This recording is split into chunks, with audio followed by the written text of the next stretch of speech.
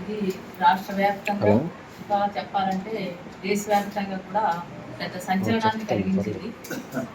దాదాపు case file అయ్యాక కూడా అతన్ని అరెస్ట్ చేయకుండా దాదాపు వారం రోజుల పాటు అతన్ని కాపాడడం కోసం ప్రయత్నం చేశారు. అంటే అంగబలం, ఆర్థిక బలం, అధికార బలం ఉంటే ఏదైనా వాళ్ళు చట్టాలు వాళ్ళకి చుట్టాలుగా మారతాయి అనేటటువంటి మరోసారి అంతకుముందు అనేక సార్లు బయటపడినా ఈసారి మరింతగా బయటపడింది.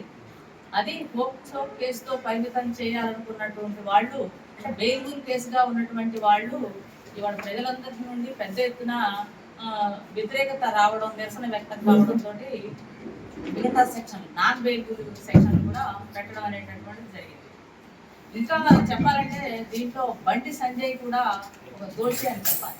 ఎందుకంటే పోక్సో కేసుకు సంబంధించి ఆయన మొదటి నుండి కూడా తన కొడుకుని బలపరుస్తూ వెనకేసుకొస్తూ మాట్లాడుతూ వచ్చాడు. దాన్ని ఇంకా చెప్పాలంటే వాళ్ళ కుటుంబాన్ని బెదిరించడము, బ్లాక్మెయిల్ చేయడము, దాని నుండి తప్పించాలని చూడడం అనేటటువంటి అనేక రకాలుగా ప్రయత్నం చేశాడు. అందుకని ఇట్లాంటి కేసుల్లో అతను కూడా దోషి, అతని మీద కూడా కేసు పెట్టాలనేటటువంటిది మేము డిమాండ్ చేస్తున్నాం. అంతేకాకుండా కుమారుడిని కాపాడడం కోసం ప్రయత్నం చేశాడు కాబట్టి అతను వెంటనే, ఎందుకంటే అంత సాక్షుల్ని తారుమారు చేసేటటువంటి అవకాశం ఉంది, కేసును కూడా తారుమారు చేసేటటువంటి అవకాశం ఉంది కాబట్టి అతను మంత్రి పదవి నుండి వెంటనే వైదొలగాలనేటటువంటిది కూడా మేము డిమాండ్ చేస్తా ఉన్నాం.